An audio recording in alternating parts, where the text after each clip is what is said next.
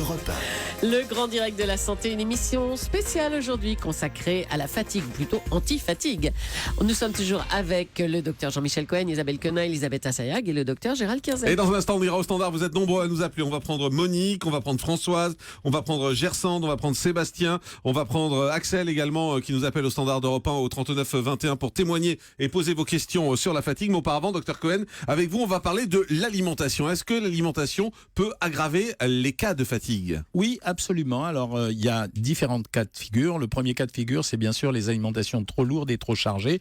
Pour une raison, c'est parce qu'il y a une dépense qu'on mésestime en général, c'est la dépense qui est liée à la digestion. Ça porte un terme très savant, c'est l'extra-chaleur postprandiale. Ça veut dire que plus vous mangez, plus vous êtes obligé de dépenser de l'énergie pour à la fois digérer les aliments et ensuite les absorber. Ça, c'est la première chose.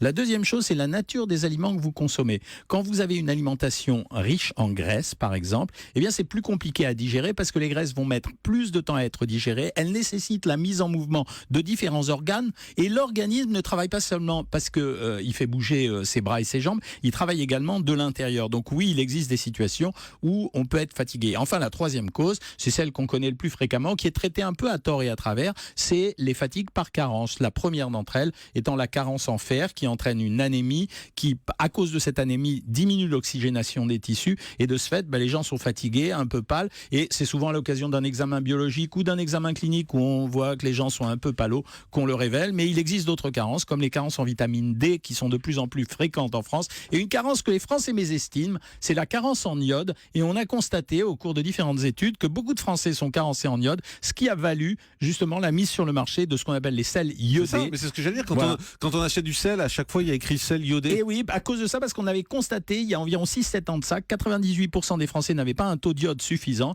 et l'iode c'est une des substances qui permettent à la thyroïde de fonctionner et donc on a mis en place le sel iodé. Alors, est-ce qu'on peut être très concret ce matin, comme j'aime dans cette émission, et que vous nous conseillez pratiquement ce qu'il faut faire ou ne pas faire pour être moins fatigué dans son alimentation, bien évidemment. Alors la première chose, je voudrais dire, puisqu'on a parlé des vraies fatigues objectivées, c'est la carence en fer. Alors celle-là, elle est extrêmement fréquente et il y a un cocktail que les médecins utilisent, qui est un cocktail qui consiste à donner du fer en même temps que de la vitamine C. En fait, on sait que ce cocktail est pro-oxydant, c'est-à-dire c'est l'inverse des antioxydants. Ça va donc faire fonctionner la cellule un peu plus vite. Mais plutôt que de consommer un comprimé de vitamine C et d'acheter du fer, il y a un système. Il suffirait par exemple de prendre du chocolat en poudre le matin parce que le chocolat en poudre est extrêmement riche en fer et de lui associer un kiwi parce que le kiwi fait partie des 5 produits les plus riches en vitamine C et c'est un fruit de saison et avec un kiwi et un chocolat en poudre, on a à ce moment-là un complément en fer qui va devenir suffisant et le mélange de ces deux produits, fer et vitamine C, parce qu'il faut du fer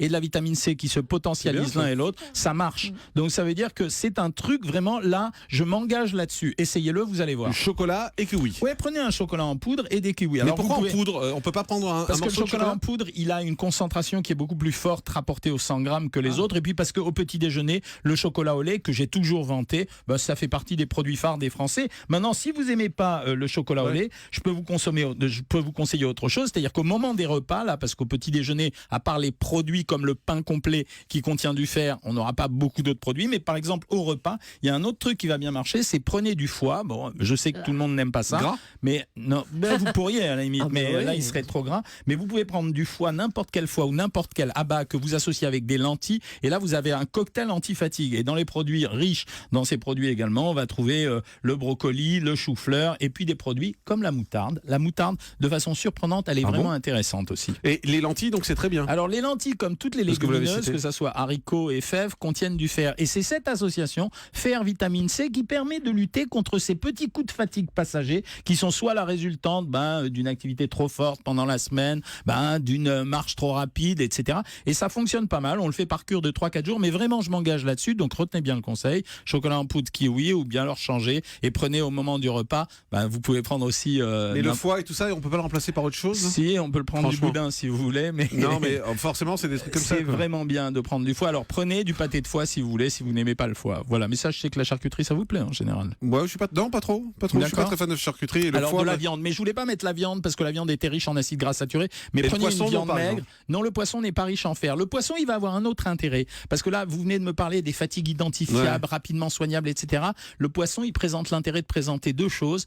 Un, de l'iode, dont je vous parlais à l'instant, et deuxièmement, les oméga 3. Et on sait que les oméga 3, ils vont jouer pas seulement sur la fatigue physique, bon ça, il faut en avoir parce qu'il faut avoir un peu d'énergie, mais ils vont jouer également sur les fatigues mentales. Et c'est quand même extrêmement fréquent que la phrase « je suis fatigué », quand quelqu'un vous dit « ah, je me sens fatigué », ça veut dire « j'en ai marre de tout », grosso modo. Et quand vous en avez marre de tout, c'est vrai que ce qu'on va chercher à stimuler, par exemple, ça va être la sérotonine. Et pour stimuler la sérotonine, il y a deux systèmes. Soit on va utiliser des produits comme le tryptophane. Alors le tryptophane, c'est un acide aminé qu'on va trouver essentiellement dans les laitages, dans les féculents. Soit on va utiliser des produits qui stimulent la sérotonine également, comme les œufs. Et les œufs, comme les fruits de mer, comme le poisson, sont intéressants, mais les œufs sont particulièrement intéressants. Et je reviens à quelque chose qu'a dit Isabelle Quenin. C'est vrai que la coloration d'une assiette peut être intervenante dans l'état psychique d'un individu. C'est-à-dire que c'est le moment de mettre dans son assiette des produits qui flashent, un peu comme le vêtement d'Isabelle. Alors, dans un instant, on va aller au standard. Juste une petite question sur la vitamine C. Le nombre de gens qui vous disent « Ah, je suis en pleine cure de vitamine C parce que je suis fatigué », ils prennent les fameux cachets orange, là. C'est bien ou pas? Non, ça sert pas à grand-chose parce que la vitamine C, on en a besoin de 100 mg par jour environ, sauf chez le sujet âgé, le sportif et la personne enceinte. 100 mg par jour, c'est réuni avec... on couvre à peu près tous les besoins avec une alimentation de type normal, même en dessous de la normale. Et quand vous prenez au-dessus de 100 mg de vitamine C sans avoir de carence révélée, alors la vitamine C, elle est excrétée dans les selles. Ah donc ça servira pas à grand-chose. Ça sert pas à grand-chose. Ça sert à se faire plaisir, mais vous savez, les actes placebo comme ça, ils peuvent être utiles, notamment pour les fatigues psychologiques.